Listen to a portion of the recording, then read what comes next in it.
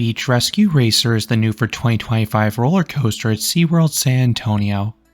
This is a Zierer family coaster that replaced their former kiddie coaster. I personally think this is an upgrade based on my interests, but it is a curious decision for reasons I'll explain in this review. In 2004, the park opened Shamu Express. This was a Zierer Force 2 kiddie coaster.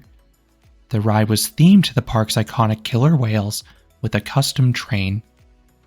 In 2019, the ride was incorporated into the Sesame Street Bay of Play area and rethemed to Super Grover's Boxcar Derby. However, this did not last long. The coaster was removed in 2024, and the area was transformed into Rescue Junior in 2025. This area was headlined by a brand new coaster named Beach Rescue Racer. This is also a Zierer Force, but it is a much bigger version. It definitely is not a kiddie coaster, as it is nearly 4 times bigger, standing 49 feet or 15 meters tall. This moves the coaster into the family territory. This makes the coaster far more appealing to me. I rode the old kiddie coaster once for the credit and had no desire to ever ride it again, but Beach Rescue Racer is a genuinely enjoyable ride for all ages. It is something I'll happily ride each visit, so I think the coaster definitely has broader appeal and more staying power. However, it is an interesting decision the park replaced their lone kiddie coaster with something this sizable. Super Grover was an excellent candidate for someone's first coaster. It was small and approachable. Beach Rescue Racer is a noticeable step up from that. It still has a super low height limit, but maybe a bit too much now for a young kid's very first coaster, which is why I do hope the older coaster returns one day in the future. I have heard it is currently in storage. I think the two coasters could definitely coexist together.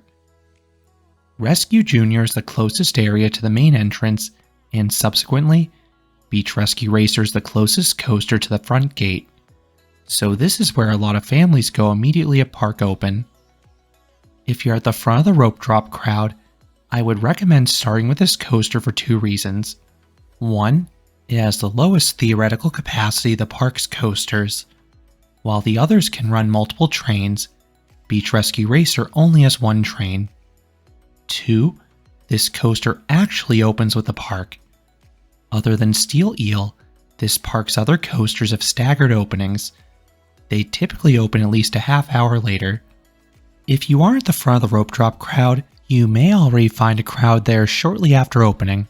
However, you can usually find a short wait during the last 2 or 3 hours. By this point, people have advanced further into the park, and several kids have gone home for the day.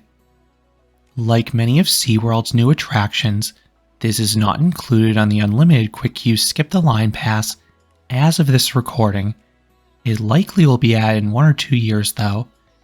You can skip the queue once now for a significant fee. It is included once in the highest tier quick queue, or you can buy a single shot. The day I was there, they were priced at $10 per person per ride. You are routed directly to the station, boarding the next train, so it does save quite a bit of time if the ride is busy. I visited on a weekday and the queue seemed to max out at 15 to 20 minutes midday. This was with the ramps filled, but I know the queue can be longer on a weekend day if those lower switchbacks are filled. While this coaster is just 1 train, it at least seats a good amount of people. The train seats a max of 20 riders, as there are 10 rows of 2, and dispatches were solid the day I was there. One important touring note: it does not appear this coaster can operate in rain. This coaster uses booster tires instead of a chain lift, and these are notorious for slipping if they get wet. It was raining in the morning the day we visited, and an employee told us the ride would have a delayed opening due to weather. When you reach the station, enough people are admitted to fill the next train. If the row you want is already occupied, staff members are happy to let you wait an extra cycle for your desired spot. I don't think it matters tremendously where you sit, unless you want that unobstructed view up front. The forces were fairly similar across the train. The seats are a bit narrow for larger adults, but they're comfortable enough for most guests. Then everyone is secured by an individual L-shaped lap bar. These work well. Once secure, you turn out of the station and ascend the lift hill. Once at the top, you get a brief view overlooking the entry plaza and Aquatica. Then, you have a curved drop to the right. It is only a fraction of the size of the lift, but you can get some light laterals and whip in the back few rows due to the length of the train. The train then glides over an elongated bunny hill. No airtime, but you do get a great head chopper at the lift hill at least.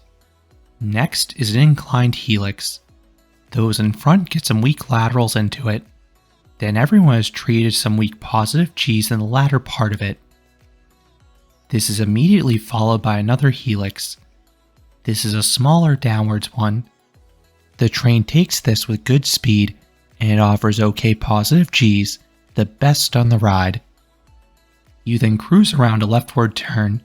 It is tame and exists merely to change your direction.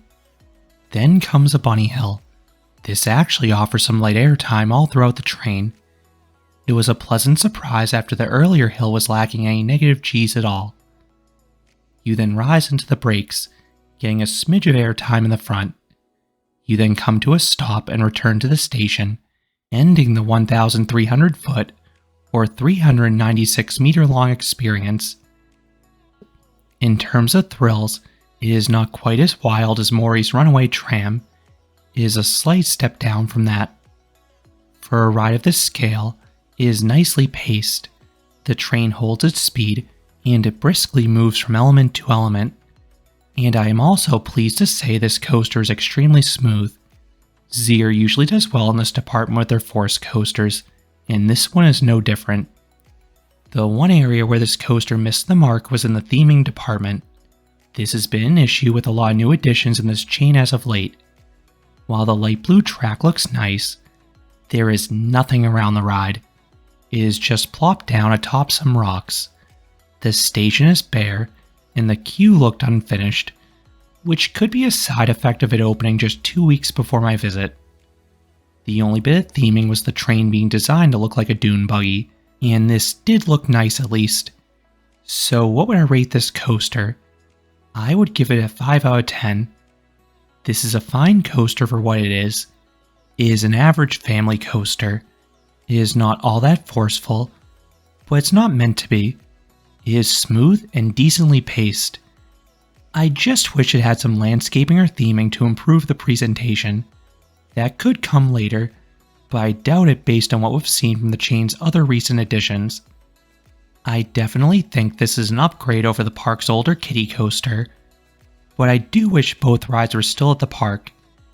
Beach Rescue Racer would be better served as a stepping stone coaster rather than the park's pure junior coaster in my opinion, because it's definitely larger and rowdier than your typical kiddie coaster. Those are my thoughts on Beach Rescue Racer, the new for 2025 edition of SeaWorld San Antonio. What are your thoughts on this coaster? Do you like the fit? Let me know down in the comments.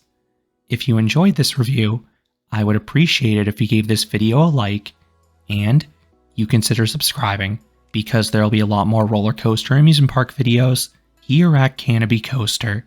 Thanks for watching.